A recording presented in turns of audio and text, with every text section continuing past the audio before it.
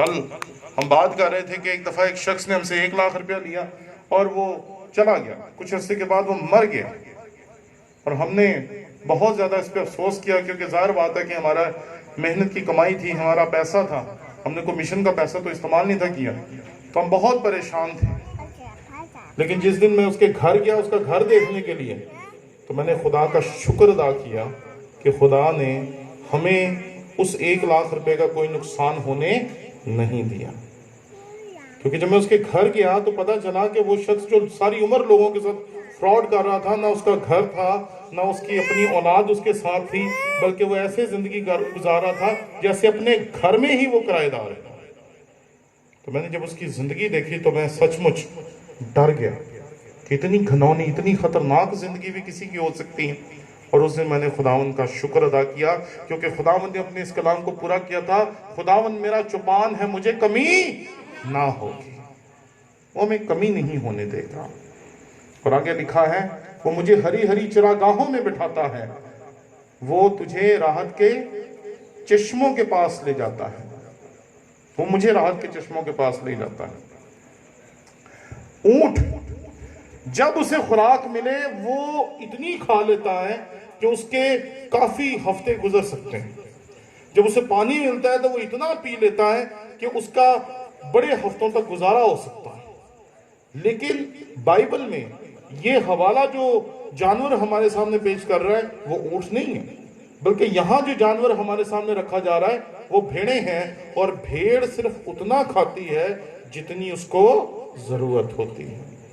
وہ سٹور نہیں کرتی، یہ نہیں کرتی کہ آج مل گیا ہے آج کھا لیں، آج مل گیا ہے آج بس تباہی پھیر دیں۔ ٹھیک ہے، جیسے کئی دفعہ ہم لوگ کرتے ہیں کہ شادی بیاہوں کے موقع ہو یا کوئی پروگرام ہو تو ایسے کھانا شروع کرتے ہیں جیسے زندگی میں شاید پہلی اور آخری دفعہ کھا رہے ہیں۔ بھیڑیں ایسے نہیں کرتے، بھیڑیں صرف اتنا کھاتی ہیں جتنی ان کو ضرورت ہوتی ہے، اس سے زیادہ نہیں کھاتی۔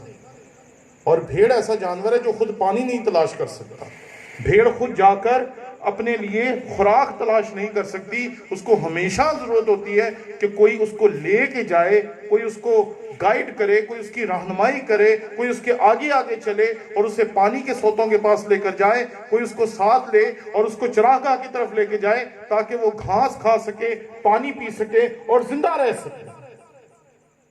بھیڑ صرف اتنا کھاتی ہے جتنی اس دن کی ضرورت ہوتی ہے۔ اور میں دیکھ رہا تھا کہ مسیح خداوند نے نئے عہد نامے میں ہمیں آج کے دن کی فکر کرنے کے لیے کہا۔ اس نے یہ نہیں کہا کہ ہمیں اگلے ہفتے کی، اس سے اگلے ہفتے کی، اس سے اگلے مہینے کی اور ساری زندگی کا مال ایک ہی دن میں اکٹھا کر لیں، بلکہ اس نے کہا تم آج کے دن کی فکر کرو، آنے والا دن اپنی فکر آپ کر لے گا۔ تو اگر ہمارا رویہ یہ ہے کہ خداوند میرا چوپان ہے، تو پھر ہمیں خود سے نہ پانی ڈھونڈنے کی ضرورت پڑے گی، نہ چراگاہیں ڈھونڈنے کی ضرورت پڑے گی۔ دنیا ہمارے ساتھ کیسی بھی چلے وہ ہمیں چراگاہوں تک بھی لے جائے گا، وہ ہمیں پانی کے سوتوں تک بھی لے جائے گا، اور وہ کبھی بھی ہمیں چھوٹی زندگی، گھٹیا زندگی اور بھوک اور پیاس سے بھری ہوئی زندگی گزارنے نہیں دے گا۔ ہاللویہ۔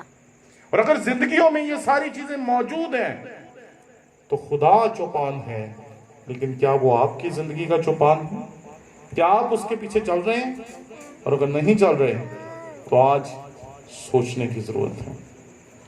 تھوڑا آگے چلتے ہیں، یہاں لکھا ہے وہ میری جان کو بحال کرتا ہے، وہ مجھے اپنے نام کی خاطر صداقت کی راہوں پر لے چلتا ہے۔ میں جب ایلیا کی زندگی دیکھتا ہوں تو وہ بڑی عجیب ہے کہ اتنے سارے وہ بال کے جو ماننے والے تھے، اس کے جو پجاری تھے، ان کے ساتھ جنگ کرتا ہے اور ان کو سب کو مار ڈالتا ہے۔ جب وہ سب مر جاتے ہیں تو ایک عورت اسے تڑی لگاتی ہے اور اسے کہتی ہے کہ میں تجھے مروا دوں گی، اور وہ بھاگنے لگتا ہے، بھاگتا جاتا ہے، اپنی جان بچانے کی کوشش کرتا ہے، اور پھر اسے خدا ملتا ہے اور اپنے فرشتے کو اس کے پاس بھیجتا ہے، اور فرشتہ اس کو کھانا کھلاتا ہے، اور وہ کھانا کھانے کے بعد وہ کتنے دن تک چلتا ہے؟ 40 دن تک۔ اتنی خدا نے اس کو انرجی دے دی تھی اس خوراک کے وسیلے سے کہ وہ 40 دن تک لگاتار چلتا رہا۔ क्यों? क्योंकि वो डर गया था, वो खौफजदा हो गया था, वो भाग गया था, लेकिन खुदा ने उसको बहाल किया। जब हम भी अपनी जिंदगी में किसी परेशानी का, दुख का, तकलीफ का या ऐसे हालात का शिकार हो जाते हैं जिसमें हमें कोई रास्ता नहीं मिलता, तो खुदा हमें बहाल करता है। और अगर हम खुदा के पीछे चलेंगे, उसकी तरफ देखेंगे, उसकी तरफ ही नजरें लगाए रखेंगे, तो वो हमें हर हाल में बहाल करेगा। लेकिन अगर हम ये कोशिश करेंगे कि हम अपने तरीके से रास्ते निकालते रहें, अपने तरीके से हल तलाश करते रहें और खुदा के पीछे चलने की बजाय अपनी जिंदगी को खुद ही जीने की कोशिश करें, तो फिर खुदावन चौपान जरूर है, लेकिन शायद हमारी जिंदगी का चौपान नहीं। आगे चलते हैं जी थोड़ी सी और। वो मुझे अपने नाम की खातिर सदाकत की राहों पर ले चलता है। जब मूसा खुदा के हजूर जाता है तो इसराइली उसे कहते